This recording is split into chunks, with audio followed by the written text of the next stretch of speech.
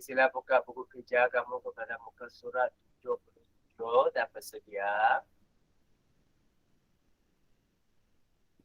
Sudah jam pukul 8.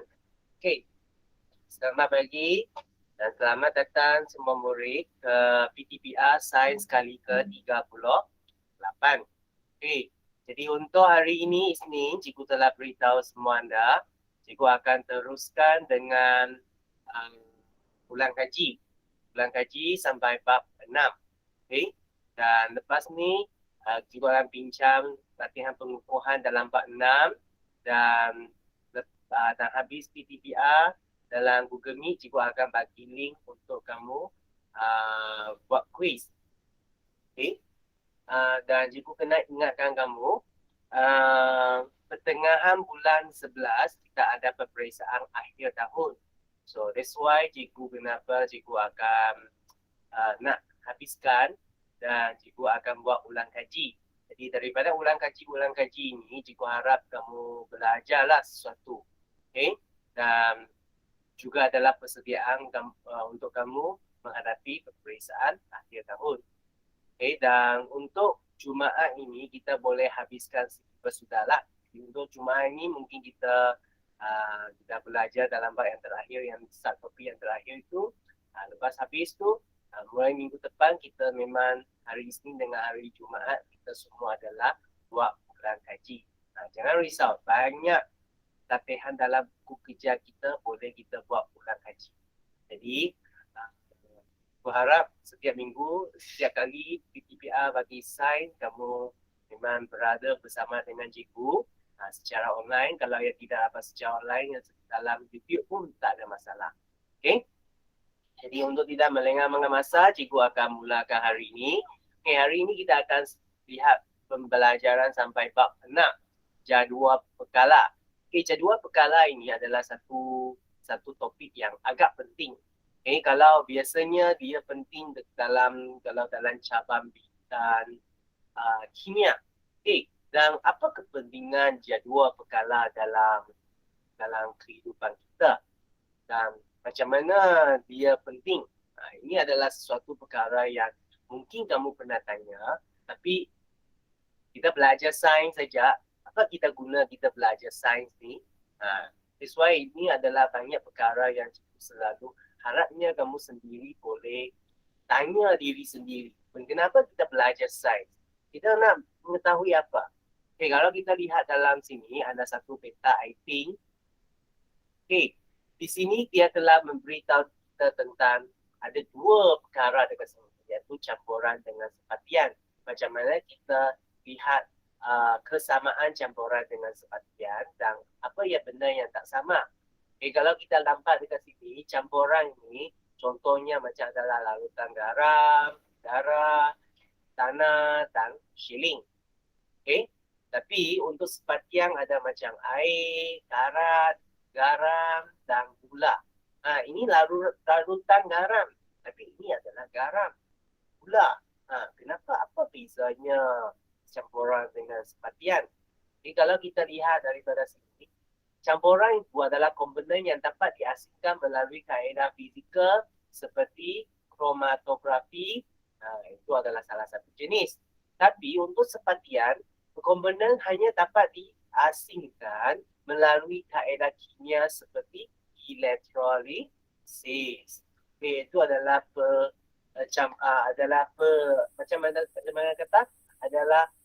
perbezaan mereka.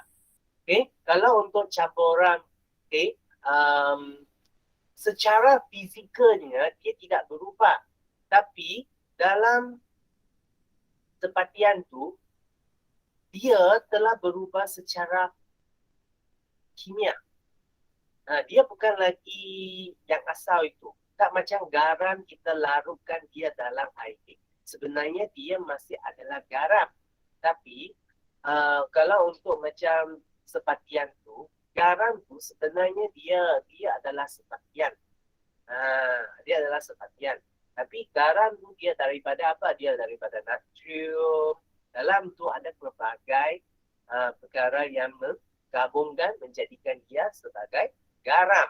So this why sepatian dengan campuran adalah tak sama. campuran dia hanya mengubahkan secara fizikal saja.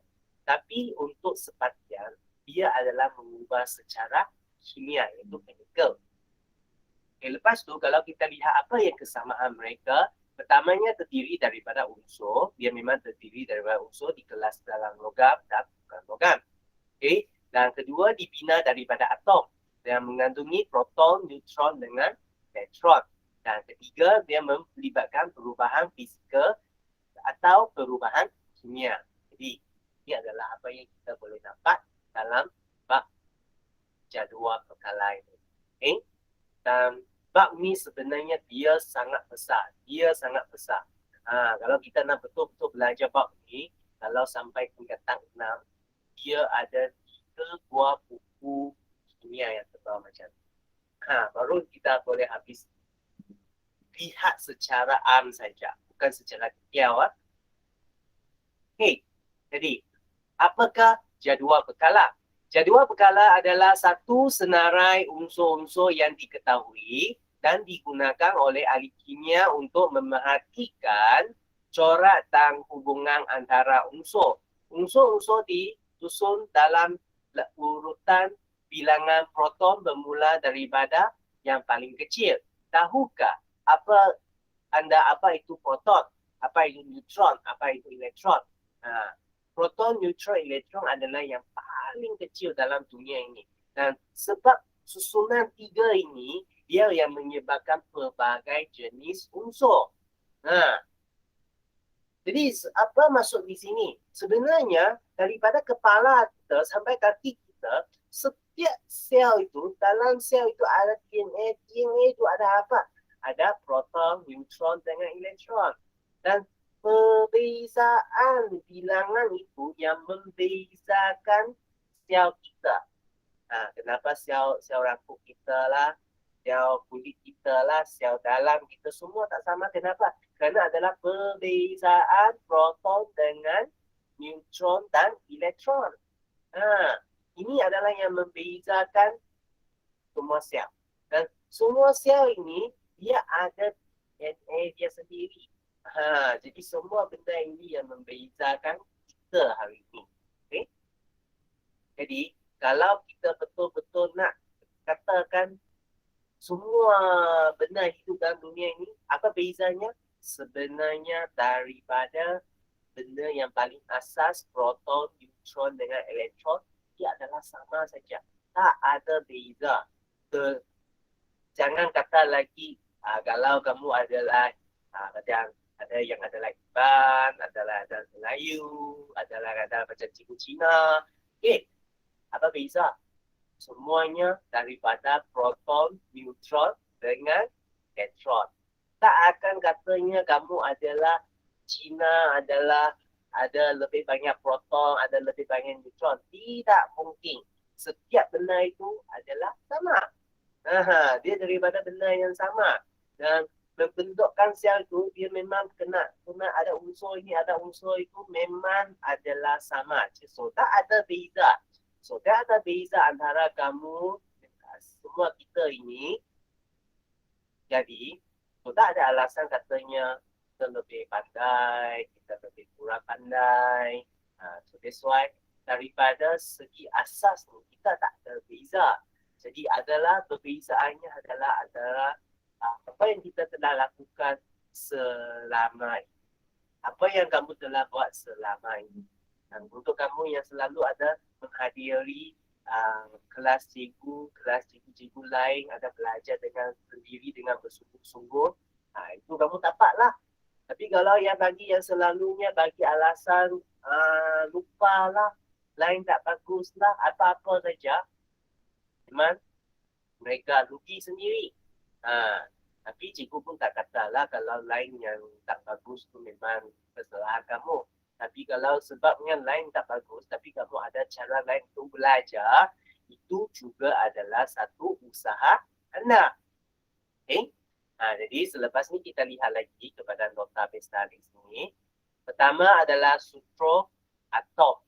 Okay, atom merupakan zarah yang terkecil dalam satu unsur. Okay, atom sendiri terdiri daripada satu nukleus dan dikelilingi oleh elektron. Terdapat 3 jenis zarah subatom iaitu proton, neutron dan elektron. Okey, atom adalah yang besar. Subatom adalah dalam tu ada proton, neutron, yang elektron tu berada dekat luar. Dia pusing dekat luar. Okey. Okey, ketiga, terdapat 3 jenis seperti yang cikgu kata tadi, tempat proton dan neutron membentuk nukleus di pusat. Dalam pusat itu ada proton dengan neutron. Okay, proton bercas positif, elektron bercas negatif dan neutron adalah bersifat neutral. Okay. Oleh kerana proton bercas positif dan elektron bercas negatif, jadi dia pusing, elektron pusing di keluar dalam lantasan dia sendiri. Okay, lepas tu unsur, sepatian dan campuran. Unsur ialah bahan yang dibina daripada sejenis zarah sahaja. Maksudnya kalau hidrogen dengan hidrogen saja itu adalah unsur. Macam oksigen dengan oksigen saja itu adalah unsur. Okay. Zarah-zarah yang dalam suatu unsur terdiri daripada atom dan molekul daripada jenis yang sama. Kedua, semua logam dan bukan logam seperti karbon, oksigen, klorin adalah contoh-contoh unsur. So, lepas itu apa itu sepatian? Sepatian merupakan bahan yang mengandungi 2 atau lebih unsur yang berbatu secara kimia seperti air, natrium klorida. Natrium klorida adalah garam. Tadi yang kita kata. Karbon dioksida. Kenapa kan air? Air ada 2 hidrogen dengan 1 oksigen. Jadi kamu lihat di sini ada berapa jenis unsur? Ada 2 jenis unsur. Dia adalah 2 jenis unsur. Jadi bila dia gabung, ini dipanggil sebagai sepatian. Dan adakah dia masih adalah oksigen? Kan? Adakah dia masih adalah hidrogen? Bukan. Dia adalah benda yang baru, iaitu dinamakan air. Okey? Sama seperti karbon dioksida, ada 1 karbon dengan 2 oksigen. Okay, bila dia gabung, dia masih dipanggil sebagai karbon? Tidak. Dia masih dipanggil sebagai oksigen? Tidak. Dia dipanggil sebagai karbon dioksida, adalah sesuatu benda yang baru. Okay. Lepas tu, 4. Campuran. Campuran ialah bahan yang terdiri daripada 2 atau lebih bahan yang tidak berbatu secara kimia, seperti air laut. Okay, kenapa katakan air laut? Dalam air laut, dia setiap benda itu dia adalah diri sendiri punya. Mungkin katakan udara lah. Tengok di sini dia ada kata udara. Jadi dalam udara ada oksigen, ada hidrogen, ada dia gabung. Sebenarnya dia tidak gabung. Dalam udara ini dia tidak gabung, tapi dia campur dalam. Dia ada campur dalam udara. Jadi dalam udara, oksigen masih adalah oksigen. Karbon, hidrogen masih adalah hidrogen. Bagi murid yang baru masuk buku kerja, muka surat 78. Muka surat 78. Okay, jadi itulah dalam udara itu, dia tidak bergabung. Okay? Jadi dia dalam jenis campuran. Okay? Macam dalam tanah, macam dalam petroleum. Dalam petroleum ada berbagai jenis. Apabila kita tapiskan dia dapat diasingkan dengan cara tapisan. Dia tak perlu melalui elektrolisis. Kenapa? Kerana unsur-unsur benda-benda yang dalam, zarah-zarah yang dalam, dia tidak gabung untuk membentuk benda baru. Dia hanya bercampur dalam sahaja.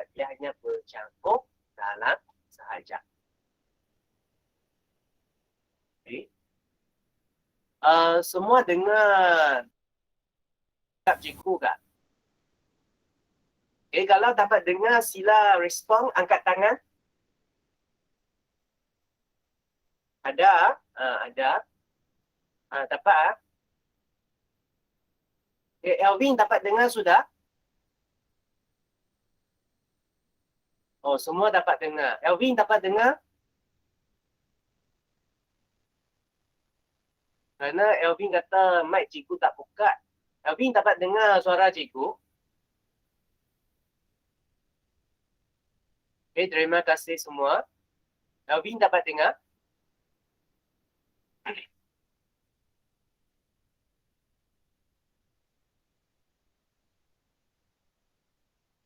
Okay. Kalau Alvin tak respon mungkin boleh sudah. Okay, dapat?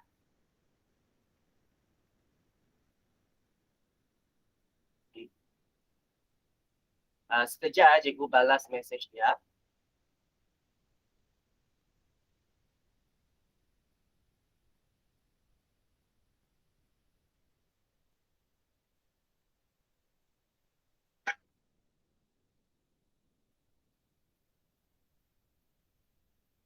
Okay, mungkin Alvin kena tinggalkan dan masuk semula lagi lah. Kita tunggu dia sekejap.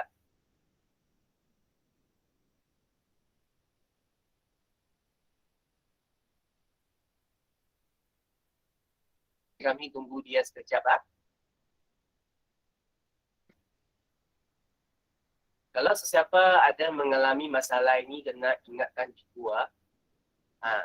Kerana kadang-kadang cikgu di sini, cikgu tidak pastinya apa masalah yang berlaku. Tapi kalau semua lain dapat dengar itu, mungkin adalah masalah kepada seseorang sajalah. Okay, Elvin dapat dengar?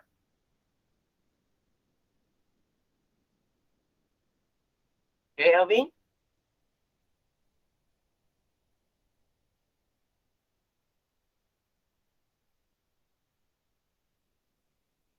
Oh, okay. So, okay. Bagus, bagus. Okay, bagus.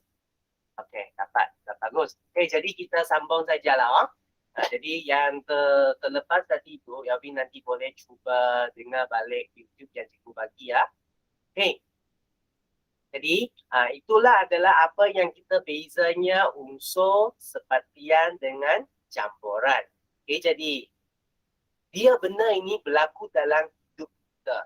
Jadi sama seperti ada kawan kamu selalunya akan cerita dengan cikgu tentang ulat. Itu adalah sesuatu perkara yang sangat menarik, kamu tahu. Dalam hidup kita banyak benda yang menarik. Hanya lihat mana tempat yang kamu lihat saja. Dan macam mana kamu kaitkan dalam sains. Macam mana kamu kaitkan dalam minat kamu. Okay? Jadi cikgu rasanya setiap kamu dalam sini, kamu sendiri ada tahu benda yang minat sendiri.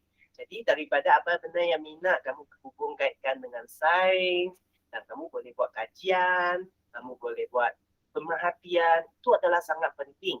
Dan sebenarnya dia adalah merupakan satu benda yang sangat menarik juga. Okay? Cikgu-cikgu harap kamu jangan rasanya pelik kalau kamu ada minat macam ini. Tak, sebenarnya dia adalah sesuatu perkara yang menarik. Okay?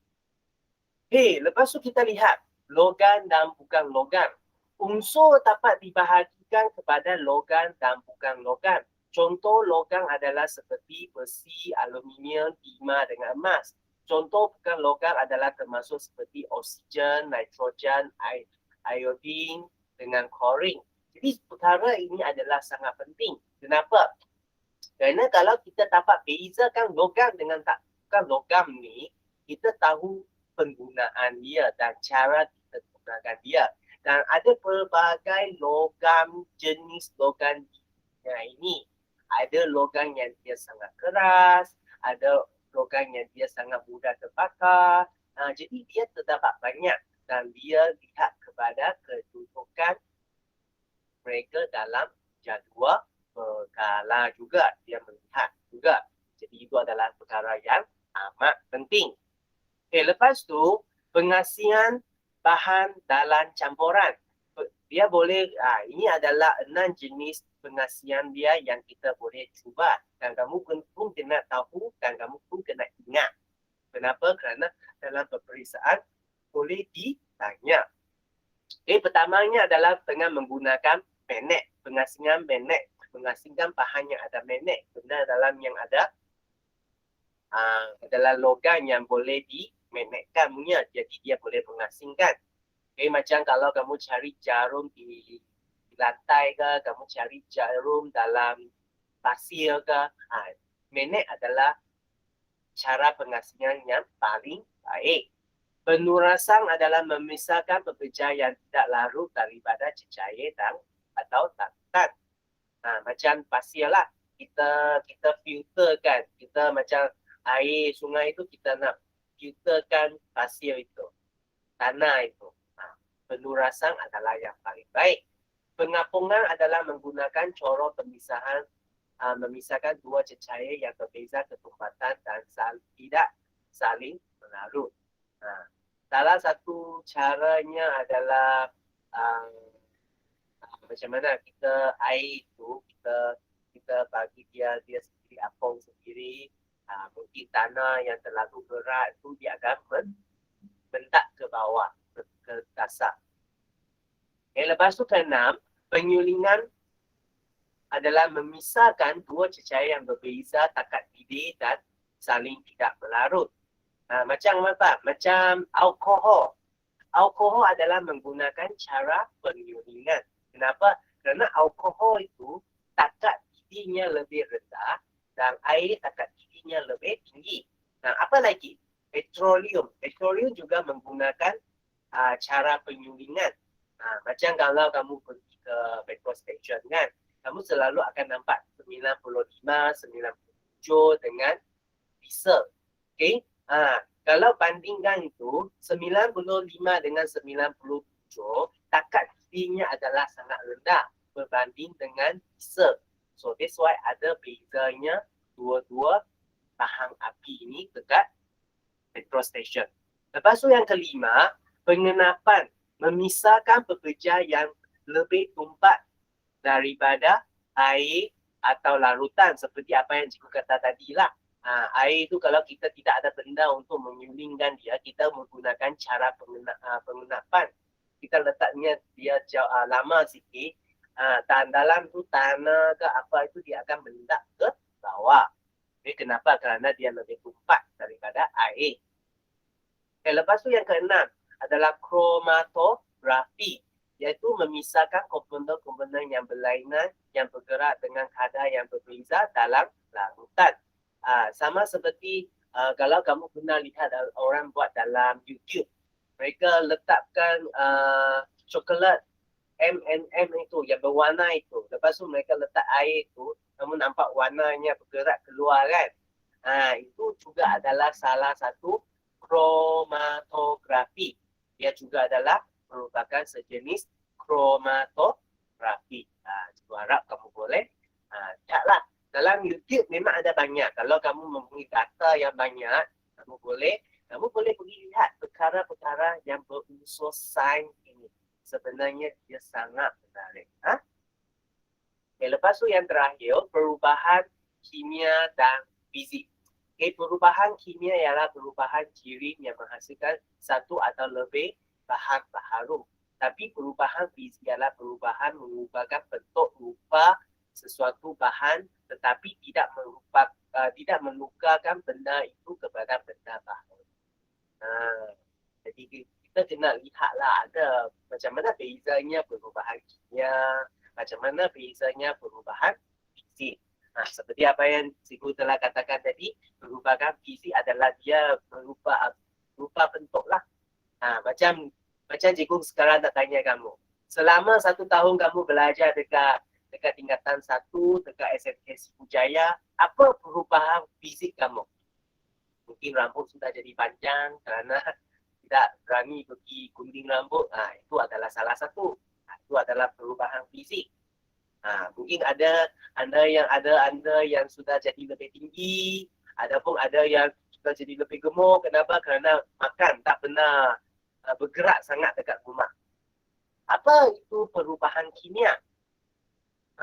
Perubahan kimia itu dia lebih kepada apa yang dalam itu. Ada apa yang kamu berbeza daripada sekolah rendah dengan sekolah menengah. Ada kamu sudah lebih matang berfikir. Adakah kamu sudah tahu macam mana buat ulang kaji. Ada kamu tahu macam mana aturkan masa kamu untuk belajar. Itu dia macam satu perubahan kimia adalah secara dalaman kamu. Jadi perubahan kimia itu bagi orang, wah, kamu adalah zat yang sangat baru. Wah, tak sama sudah macam macam sekolah rendah dulu. Macam lebih matang sudah. Okay. Tapi kalau perubahan fizik itu dia masihlah adalah kamu lagi. Tak ada perubahan apa. Just saja apa penglihatan kita nampaknya dia tak sama saja. Okay. Jadi untuk tidak melengahkan masa, kita terus lihat kepada muka surat 90. Buku kerja kamu, muka surat 90. Okay. Kita akan bincangkan tentang latihan pembukuan ini.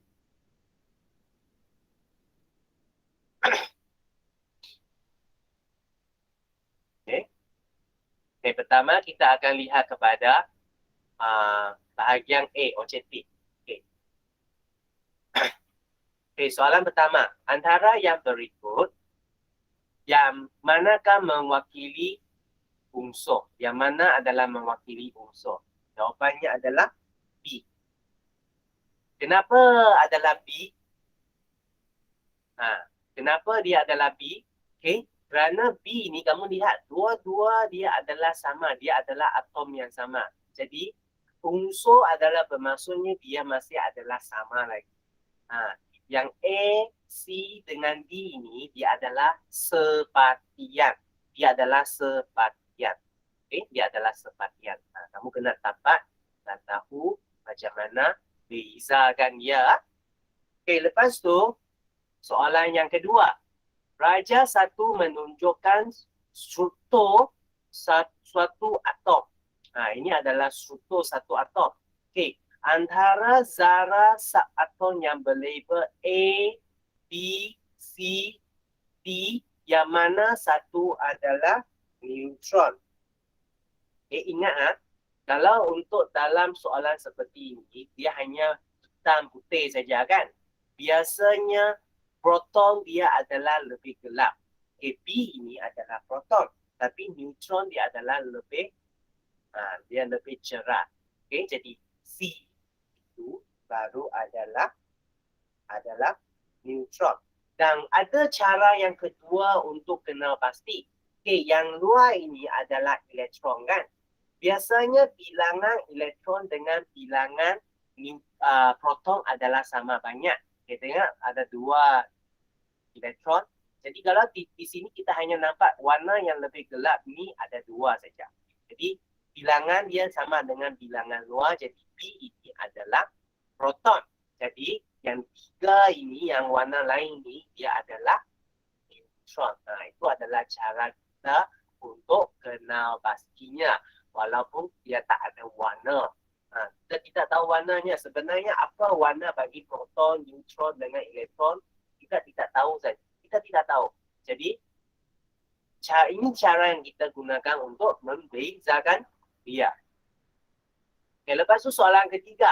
Antara yang berikut yang mana merupakan sepatian. Yang mana adalah sepatian. Seperti apa yang kita tahu, sepatian adalah dia suka campur kan. Jadi air itu adalah sepatian. Air itu adalah sepatian. Lepas tu udara bukan. Udara adalah campuran. Petroleum bukan. Petroleum adalah campuran. Natrium klorida adalah sepatian. Dia adalah garam. So jadi daripada sini kita tahu 1 dengan 4. Jadi jawapannya adalah D. Jawapannya adalah D. Boleh? Kalau tak ada masalah, kita lihat lagi untuk bahagian B.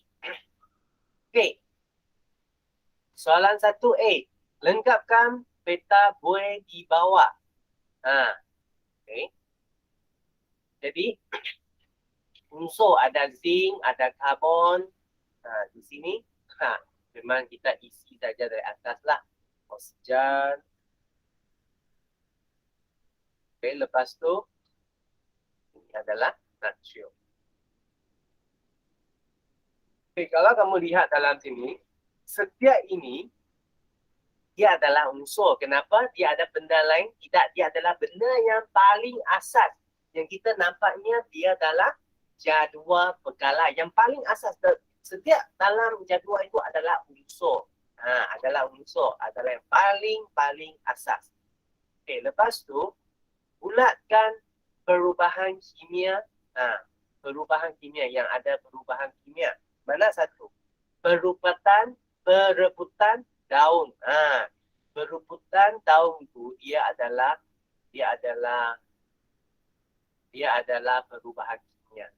Kenapa katanya dia adalah perubahan kimia? Akhir dia rebut, dia akan jadi benda lain. Pendidih air tidak. Pendidih air dia hanya perubahan secara fizikal saja. Daripada air kepada gas. Lepas tu unsur dia masih adalah air. Lepas tu kita air juga tidak. Pengaratan besi, ya. Okay? Kenapa? Kerana besi yang sudah berkarat, kita tak panggil dia besi lagi. Kita tak akan panggil dia besi lagi. Okay, lepas tu kita lihat kepada bahagian C. Kini rangka bumbung besi telah menggantikan rangka bumbung kayu bagi setengah rumah seperti yang ditunjukkan dalam Raja 2.1.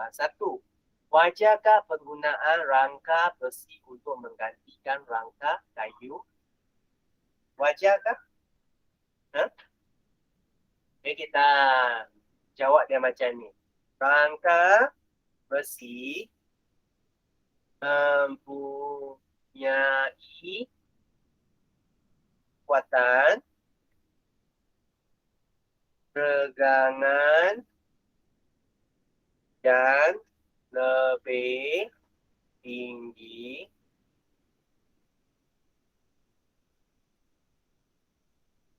dan tidak mudah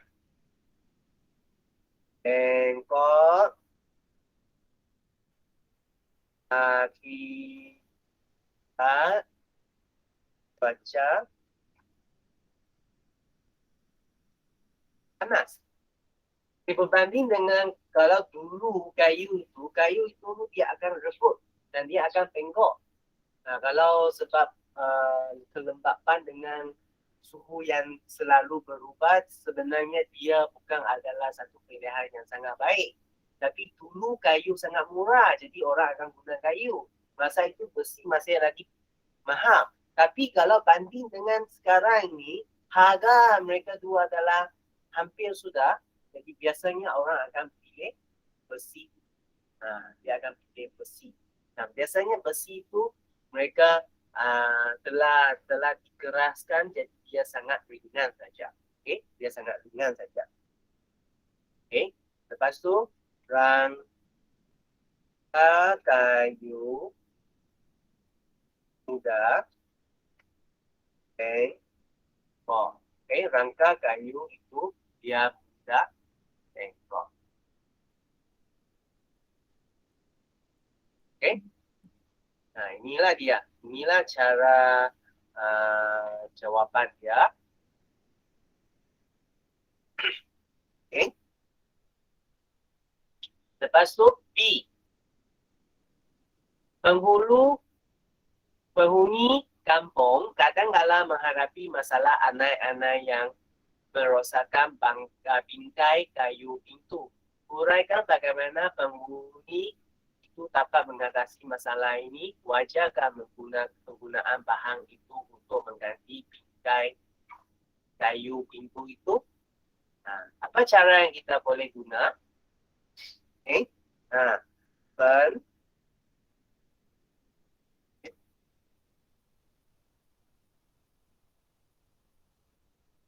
Penghuni rumah boleh menggantikan bingkai kayu dengan bingkai aluminium. Bingkai aluminium. Anai tidak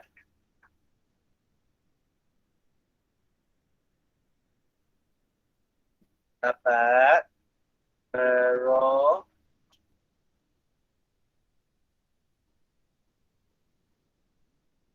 akan bingkai dan dibuat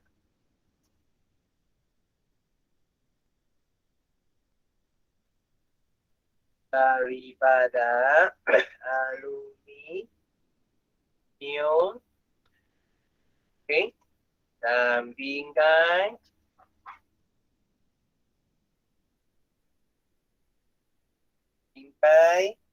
aluminium tidak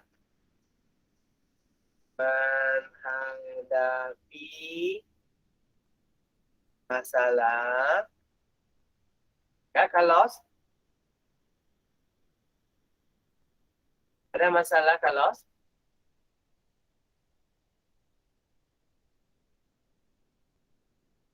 Kalau tidak, cikgu sambung. Masalah. Oh, okey. Dapat. Masalah pengaratan dan menyebabkan lapisan logam itu. Nah, ini adalah jawapan contoh daripada buku cikgu. Okay. Penghuni rumah boleh menggantikan bingkai kayu dengan bingkai aluminium. Andai tidak dapat merosakkan bingkai yang dibuat daripada aluminium. Bingkai aluminium tidak menghadapi masalah pengaratan yang menyebabkan lapisan logam itu. Jadi ini adalah dia gunakan cara ini. Okay. Kenapa dia tidak gunakan besi? Okay. Satunya adalah kerana mungkin besi dekat bahagian sini, kalau besi dia bersama dengan simen, dia expose dekat luar ini, dia senang berkarat berbanding dengan aluminium. Tapi kenapa dekat bumbung itu gunakan rangka besi? Kerana dia lebih tahan daripada aluminium dan dia lebih keras daripada aluminium. That's why kenapa dia gunakan rangka besi dan dia lebih tahan. Lepas tu kita sambung.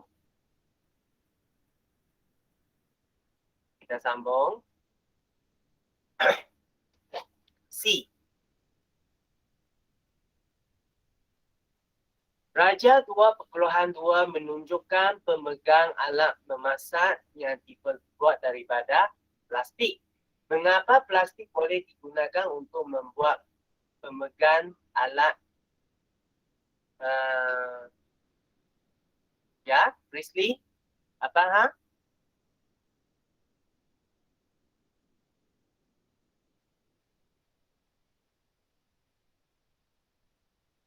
Okey. Cikgu hanya tinggal 2 sikit saja. Cikgu cepat-cepat habiskan dia kalau kamu masih sempat. Kalau tidak dapat, kamu keluarkan dahulu, tak ada masalah. Nanti kamu tengok YouTube balik. Okey? Tak ada masalah. Okey. Jadi lepas tu kita lihat C. Kenapa gunakan plastik? Okey? Kerana plastik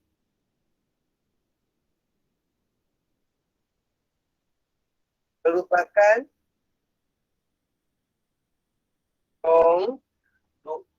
konduktor abang yang lemah. Kalau kita gunakan besi, sangat panas kan? Kerana plastik merupakan konduktor abang yang lemah. Okey? Lepas tu, B, logam adalah sangat berguna kepada manusia. Terangkan mengapa logam dapat digunakan untuk membuat alat seperti yang ditunjukkan dalam raja ini. Kenapa? Kerana logam adalah kuat dan mudah ditembak. Okey? Ini adalah jawapannya. Ini adalah jawapannya. Okey? Jadi ada masalah? Cikgu harap daripada sini kamu boleh belajarlah macam mana cara untuk menjawab soalan. Macam mana kita boleh menjawab soalan dengan jawapan yang lebih tepat. Okey? Kalau tidak ada masalah, kita sampai sini sahaja. Dan selepas ni cikgu akan bagi link quiz kepada anda dalam Telegram dengan WhatsApp dahulu. Cikgu akan bagi link quiz kepada kamu dalam link WhatsApp dengan Telegram dahulu. Dan kamu boleh cuba jawab dahulu. Dan ingat, lepas jawab, screenshot dan hantar kepada cikgu. Okay? Kalau tidak ada masalah, kita sampai sini saja hari ini. Dan kita jumpa lagi Jumaat. Jangan lupa, hari Jumaat kita akan sambung subtopik yang paling akhir sudah. Okay? Kalau tidak ada masalah, kita sampai sini saja. Bye-bye. Okay, sama-sama. Okay, sama-sama. Bye-bye. Okay, bye-bye.